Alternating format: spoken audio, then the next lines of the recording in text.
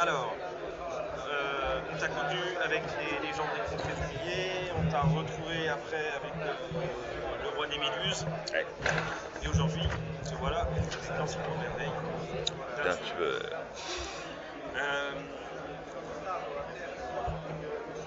Les légendes, c'était il y a très longtemps déjà.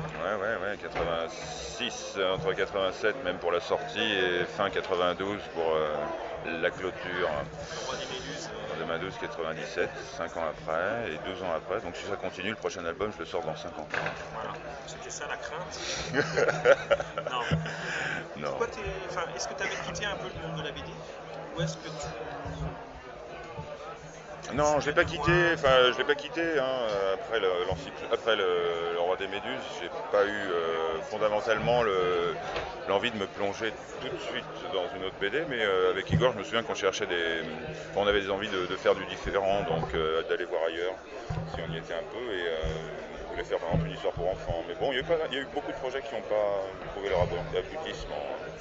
Il y a eu c'est une petite histoire collective avec Dubois qui m'a permis de traiter aussi l'approche de la BD avec une nouvelle technique. Finalement, je me suis un peu testé, ça a été une valeur de test sur 8 planches de faire la couleur sous forme avec l'ordinateur. Donc ça m'a permis, ça c'est des petites choses comme ça qui sont assez déclencheurs dans l'aboutissement et qui m'ont permis de passer à l'acte sur un nouveau projet. Voilà, m'engager sur 3 albums. La technique a vraiment eu son rôle. D'accord. Donc là, ça veut dire qu'il va y avoir 3 albums. Voilà, c'est une trilogie classique. D'accord. Et tu connaissais, tu t'es rencontré comment avec Patrick Chamoiseau? Autour d'un projet de jeu vidéo, il avait fait le scénario de ce projet. C'est un projet de jeu qui se passait aux Antilles, donc déjà avec une coloration particulière. Et j'étais directeur artistique sur l'affaire. Rapidement, il m'a demandé si je pensais qu'une adaptation de son scénario en BD valait le coup. Je lui ai dit ouais, tout à fait. Sauf que plutôt que de partir sur quelque chose d'existant, avec des droits, de partager avec les voilà, un peu de prix. En plus, il avait écrit un roman, donc c'était vraiment quelque chose où il y avait un éditeur vidéo, un éditeur livre. Voilà, donc on est parti sur un projet qui nous était propre en fait. Voilà. Qui combinait à la fois l'envie que moi j'avais depuis longtemps de faire une sorte de bouquin un peu léger parce que ça aurait été que l'illustration avec du texte, une sorte de versant antillais d'effet d'Alan Lee et de Brian Froud. Je voulais faire un peu ça, mais sur la merveille créole, quoi, toutes ces richesses qu'on ne connaît pas, qui n'ont jamais été en fait mises à jour par le dessin. Voilà, je trouvais qu'il y avait quelque chose d'intéressant, et puis c'était un projet léger, ça. Et puis bon, donc voilà, je lui ai proposé ça comme projet, il était enthousiaste, sauf que Delcourt préférait plutôt qu'on fasse une BD, avant tout un éditeur de BD, donc on est plutôt parti sur ce principe-là, et Patrick a fondu un scénario à une vitesse extrême. En 10 jours, j'ai reçu déjà un texte qui était en perspective, cette aventure-là, qui combinait d'une certaine façon l'encyclopédie initialement et toute la problématique de la globalisation, mondialisation qu'on vit actuellement, et la créolisation du monde, on va dire. Et toi, tu as eu ton petit mot à dire sur le scénario? Tu as modifié des choses, tu as apporté des choses? Ouais, bien sûr. Patrick il m'a livré un matériau de brut déjà découpé. Bon, il y avait un séquençage, mais c'était principalement des dialogues. Et moi, j'avais découvert avec Pierre Dubois une nouvelle approche aussi. C'est-à-dire que sur le grimoire du petit peuple, ça a vraiment été un petit test intéressant. Parce que voilà, totale liberté, il m'a donné son texte, dialogué, quelques détails, et puis découpe comme tu veux. Donc la narration est revenue intégralement, et j'ai vraiment pu, aussi bien avec Patrick, donc faire ce que je voulais au niveau de la mise en case, équilibrer les choses, avec pas mal de retours de Thierry Jor aussi, qui a dirigé la collection, qui a édité l'album, qui a été le premier lecteur de tout ça. Donc Patrick et moi, on a échangé régulièrement sur des points de détail ou des choses importantes, mais une fois que les choses étaient vissées, j'ai fait un storyboard complet. C'est la première fois que je fais un storyboard intégral avant de me lancer dans la réalisation des planches. Ça m'a permis vraiment de pouvoir tester la rythmique de certains moments, et au final de passer de 46 planches initiales à 54 pour gagner en lisibilité et en ampleur sur certaines planches. Et justement, par rapport à ces illustrations qui sont extrêmement travaillées, comment est-ce que tu travailles? Tu travailles sur quelle taille de papier, Je travaille sur des formats A3, hein, toujours le format qui, globalement, ça tient sur une page A3, puis je fais des crayonnés en toute liberté, énergie et amusement surtout. Je scanne le crayonné et je fais la mise en couleur sur ordi, c'est basique, hein, voilà. Et à chaque étape, en fait, je correspond son moment de plaisir. Donc, le crayonné, j'adore ça pour la rapidité d'exécution, le trait qui reste vivace et vibrant. La mise en couleur, j'ai gardé uniquement ce qui me plaît et en évacuant tout ce qui était techniquement des espèces de masques que je faisais autour de chaque case, protéger l'avant-plan avec du drawing gum ou de la frisquette, découper, gommer, enfin bref, des trucs insupportables que je supportais plus en fait, qui pouvaient me bloquer, qui avait fini par me contraindre tellement que le fait d'envisager de repartir dans un album devenait vachement lourd et compliqué, quoi. Donc j'ai mis en l'air tout ça au profit d'un bonheur total. Chaque case, c'est une découverte. Donc, pratiquement, il y a énormément de bonheur à dessiner de cette façon-là. Tu as mis longtemps à dessiner tout ça parce que c'est quand même un travail. Ouais, ça s'est étalé sur 2 ans, hein, globalement. Mais globalement, j'ai regardé qu'à partir de janvier 2009, j'ai décidé de me consacrer parce que voilà, on a signé l'album en 2005. Il fallait que ça sorte. Donc j'ai décidé de mettre un sacré coup pour avancer. Et j'ai fait environ les 2/3 de l'album en 7 mois, grosso modo. Voilà. En janvier, j'étais à peu près à la page 21, 20. Voilà. Et oui, j'ai eu des surprises. J'ai réussi à faire 9 planches en 1 mois sur la fin. Donc c'est des choses qui, même avec un rythme soutenu, mais c'est des choses que j'ai pas connues avec une méthode traditionnelle. Voilà. Pour la partie technique, en tout cas, voilà. Il y a l'aspect esthétique, après il y a l'aspect narration qui était déjà mis en place. Comment tu arrives à partir sur des... Est-ce que tu sais au début d'un dessin que tu vas partir sur aussi loin, quoi, je veux dire, quand on voit des planches comme ça? Oui, non, je sais pas, j'ai pas amené le crayonné de ça, mais je le mettrai un jour. Il faudrait que je le montre un de ces jours. Non, en fait, quand je fais le crayonné, pour certaines cases, le storyboard principalement, mais c'est juste les tensions, les traits d'énergie, les intentions, mais voilà, je fais pas jusqu'à détailler trop. Je sais que j'ai toujours un après, à chaque étape, quand je fais le crayonné, je sais que j'ai un après à la mise en couleur qui va me laisser toutes les latitudes, donc je m'en fais pas trop. Je mets en place certaines masses, je compose un peu quand même, mais je sais que je me garde presque des choses pour l'après, parce que je sais que c'est là où ça se fait, que des fois de pas savoir trop ce que les formes vont m'apporter, c'est là où je m'amuse énormément, c'est là où ça me fait vibrer, c'est là où je prends. Des fois, en tant que lecteur, je me dis, il est en transe.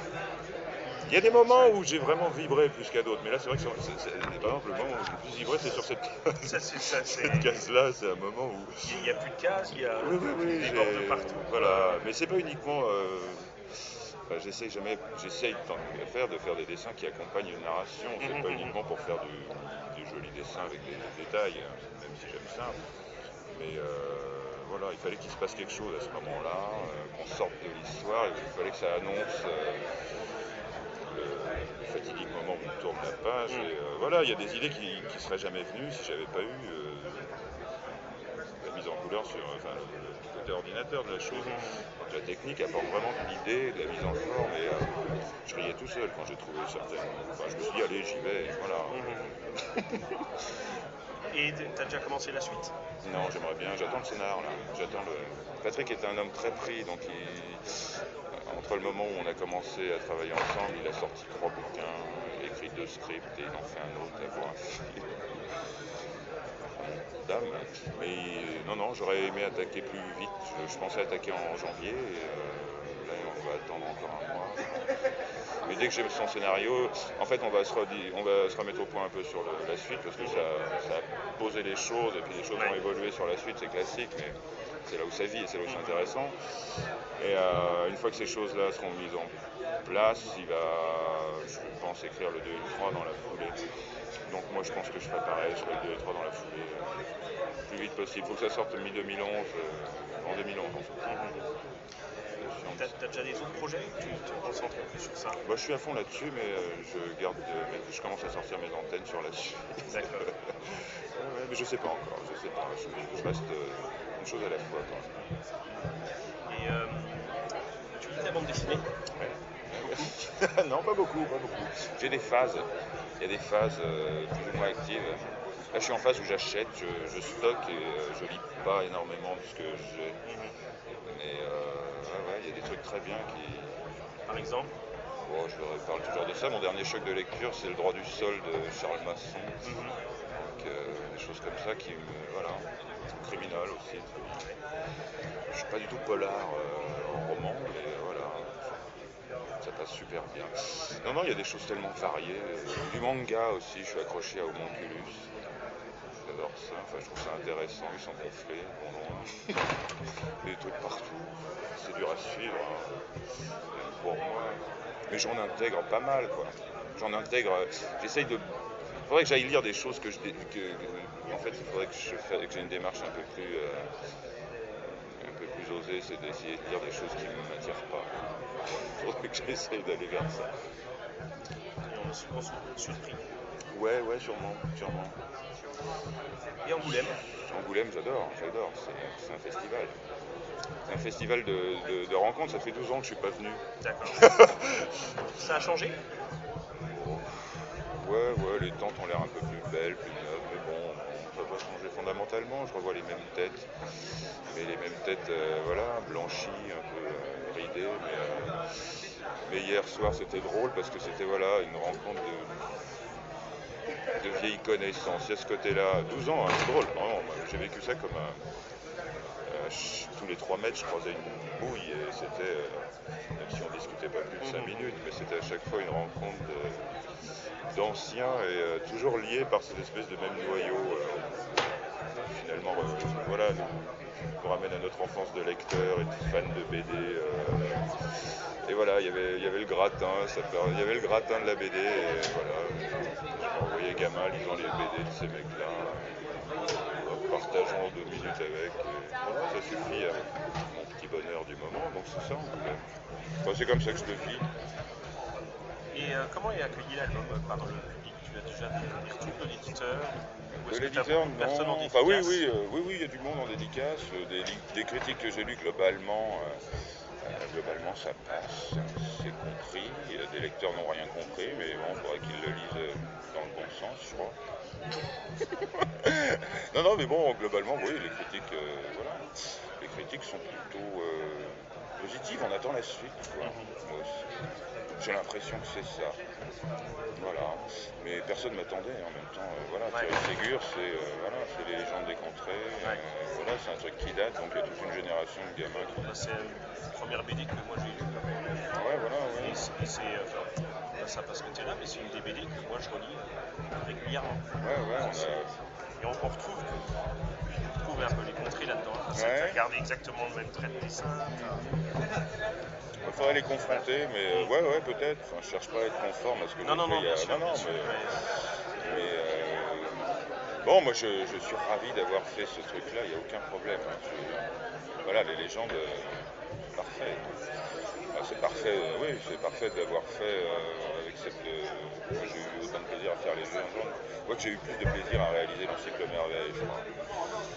Géographique, etc. Et puis même, ça part dans d'autres directions. Il y a une forme de autre chose, quoi.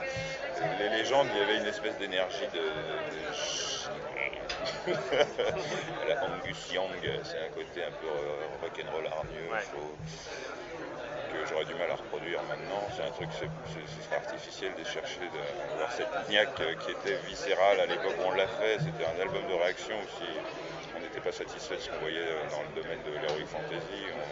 C'était mou, c'était compliqué, ça partait dans le mystique. Non, il fallait que ça saigne et que ça gicle. On y est allé à fond, voilà. Je serais incapable de repartir là-dedans, j'ai vieilli. Enfin, je serais incapable d'avoir ce traitement-là. On l'a fait avec toute la sincérité qu'on avait à l'époque. Maintenant, je m'investis avec la même sincérité dans d'autres histoires. Chaque âge suffit son bonheur. Ok, merci. De rien. Merci bien.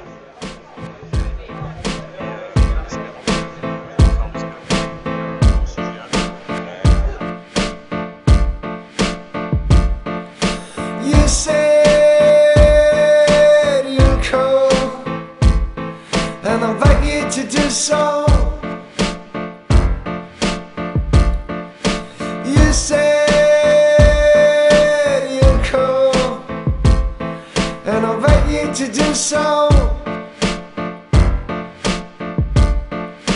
Maybe you don't wanna grow to find all the things that makes grown-up cry. Oh, you surely wanna stay too high. You said you'll come, and I invite you to do so. You said you'll come, and I invite you to do so. Maybe you don't wanna show the tears that drown your dreams. Just dive in your mind and find all the treasures inside. You said you'll come, and I invite you to do so. You said you'll come, and I invite you to do so. I cannot hang on any thought. I'm floating from an endless boat. I dive into the darkest sea, and sharks are dancing around me. I cannot hang on any thought. I'm floating from an endless boat. I dive into the darkest sea, and sharks are dancing around me. I cannot hang on any thought. I'm floating from an endless boat. I dive into the darkest sea, and sharks are dancing